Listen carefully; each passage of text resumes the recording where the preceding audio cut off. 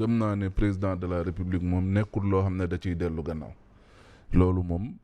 nekkatul wax boo xamante ne nii mun nañ ci nekk sax di ci épiloguer lu wér te leer moo di ne jàpp naa ne Ousmane Sonko dellu dem liggéey de lu war la parce que nag quand même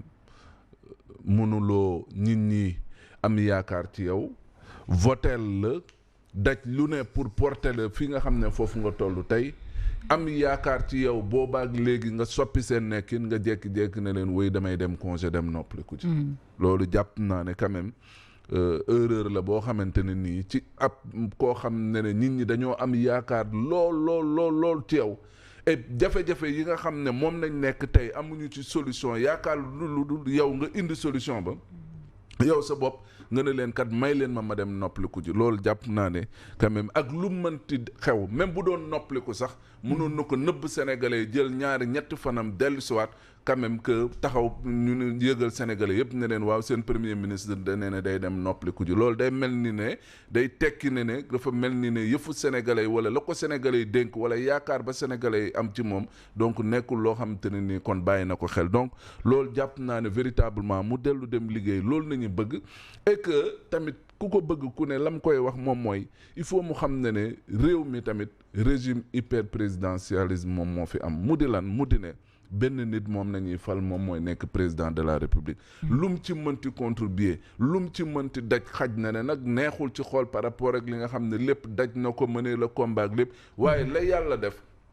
moom mooy Bassirou moom mooy jiite te comme Bassirou moom mooy jiite nag na xam ne moom premier ministre la président de la république la war ko relation bu mu war a am ak moom mu di topp ci ay ndigalam mu di ne jéem a traduire sa vision mu di ne liggéey boo xam ne président dina xam ne kat kii de wax dëgg yàlla def na lépp lu mu mën ci sama ay donc jàpp naa ne loolu mooy li nga xam ne moom moo war a nekk taxawaayam et ki ko bëgg ku ne tamit lam koy xamal moo di ne na topp président topp ci ay ndigalam te du tee tamit bu amee lu mu ko war a mën a wax mais war na ko mën a wax et jàpp naa ne boobu ba léegi tamit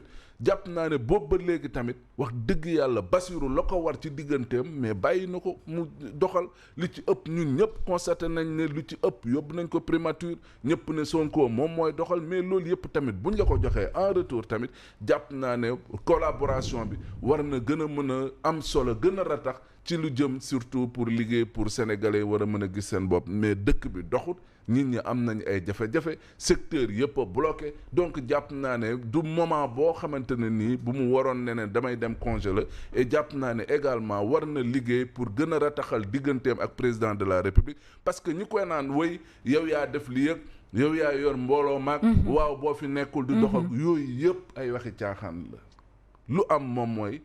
Bassirou mooy président moom premier ministre la na jàpp relation boobu et taxaw ci pour véritablement liggéey bu mën a dox pour gën a dimbali ki nga xam ne moom mooy président de la République. Alors Pierre Simon cette réunion secrète bi ñuy wax ci quotidien yëpp tey réunion secrète ba am ca palais ba en tout cas permettre au moins tey suñu premier ministre dellu ca bureau 9e étage dem liggéey xam naa ni waxtaan nañu ba déggoon nag lii rek mooy firndeel ni Sonko mooy Diomaye wax na ko démb. Diomaye mooy Sonko secret ma ci jaaxal.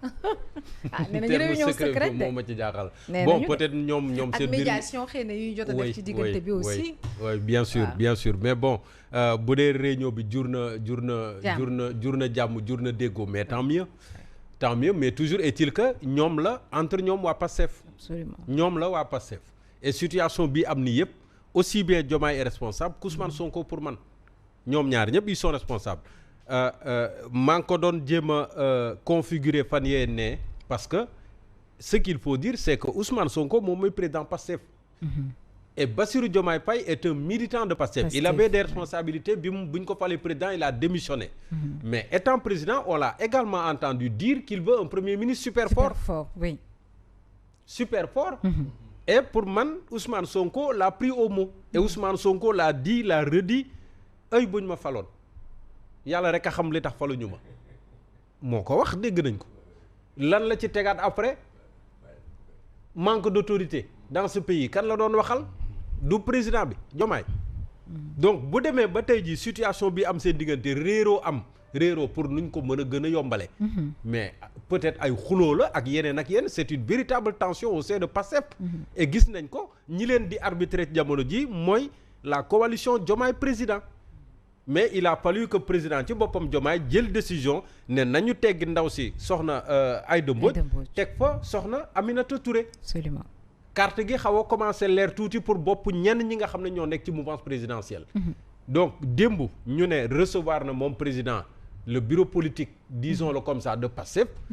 xëy na ñëpp nekkuñu fa woon. mais bu dee daje boobu jur na ñoom ñaar moom ak Ousmane Sonko ñu mën a au moins ku ci nekk def concession ba Ousmane Sonko war mën a delluwaat primature mais tant mieux parce que il faut le dire le premier ministre c'est le premier responsable de l'administration. Absolument.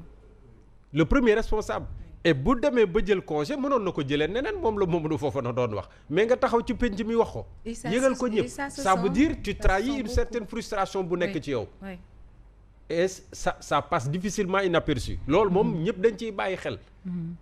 et pour un premier ministre ci jamono ji Sénégal tollu nii jël des jours de vacances wala des jours de congé quand même pour man ça fait un peu désordre. ça fait un peu désordre. mënoon na gérer tension bi ak Diomaye d'une autre manière comme il aurait pu démissionner wala Diomaye démettre ko. et man li ma gis nii xëy na juboo dina am tey mais est-ce que juboo bu sincère lay doon tamit.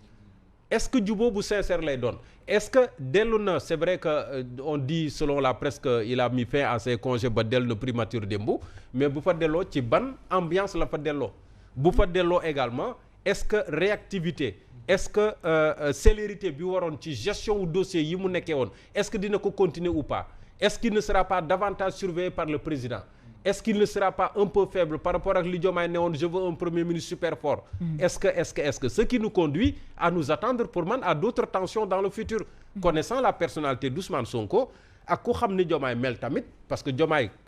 quel que soit alpha woneen de tuuti boppam fan yi est-ce que ñaar ñi dinañu continuer di juboo est-ce que yeneen tension mënuñu ko xaaraat ci kanam. c'est des questions que je me pose. C'est deux caractères différents en tout cas. gis nga ñoom ñaar ñii ils sont amis mais ils sont très différents. deux caractères yu wuuteex lu mu ci manti doon il faut ñoom ñu xam ne ñun les Sénégalais soxlaw ñu xam ndax ñoom jubboo nañu wala jubboowuñu. du état d'âme quoi du affaire état d'âme. soxlaw ñu loolu. gis nga ñoom ñoo tilimal ci biir. fóote ko ci mbedd mi weere ko ci mbedd mi bëgg koo weeree ci mbedd mi bëgg ko ranger ba pare bañ ko ci wax. ñoom ñaar ñun les Sénégalais soxlawuñu pour xam ndax ñoom jubboo nañu wala jubbuñu parce que ñoom ñoo ñu jaay duo kon buñ ñégee ba tey ji ñuy bëggante ay duel wax fa dëgg neex yàlla nag ñun intéressé wu te rek gis nga li xew nii xaw ma jubboo la xaw ma waxtaan nañu xaw ma audience am na xaw ma lu mu ci manti doon mais kenn rek moo ci war a jànge muy Ousmane Sonko war na mën a comprendre ne désormais wax fa dëgg neex yàlla mënatuma compter ci yenn DG yii ndax bi situation bi amee gis na ñenn ñi dañoo afoon kenn déggu leen muut lañ def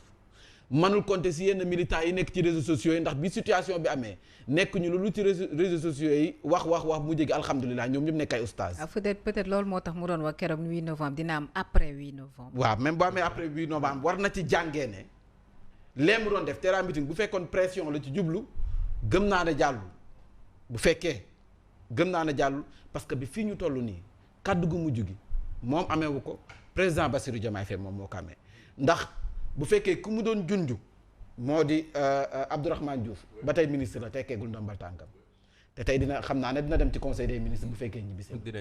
danañ fa daje. ah est-ce que jóge na Brésil. ñibbise na suma juumul ñibbise na comme tante bi mu demoon. te li waraloon coow lu muy Aminata Touré ba tey yaakaar naa ne mooy coordonnatrice bi de. donc bu coalition Diomaye kon lépp lu nga xam ne ñoom xatraayu nañ ko ci réseaux sociaux yi ba tey moom moo fi nekk. kon moom war see jànge ne kàddu gu mujj gi fu mu nekk nii président de la république moom moo ko moom ci biir parteem nag Pastef foofu moom kàddoom mën na diriger mën na wax mën na def waaye bu ñu demee nag si loo xam ne gouvernement la na bàyyi kii nga xam ne moom mooy président Diomaye Faye doxal la muy doxal moom mu coordonné la muy coordonné te xam ne signature bu mujj bi kii nga xam ne mooy président de la république moom moo ko amee et puis nag wax fa dëgg bu fekkee yow da nga am xemmemteefu samp sa nënd 2029 bu fekkee mën naa nekk sa candidature jàll na ñu gis ne ci moins de 2 ans yow dénk nañ la nguur dénk nañ la gouvernement situation bi gis nañ ni mu méttee moom wax na ko ñoom ñëpp xam nañ ko gouvernement bi xam nañ ko ne réew mi fu mu toll nii metti na lool waaye yow nun ngay gisee bato buy suux capitaine ba nga xam ne moo yoroon bato ba ne maa ngi dem noppalaku yéen gérer leen seen bopp léegi kooku boo ko dénkee am réew léegi nan lay def damay wax rek ne bato boo xam ne nee nañ mi ngi suux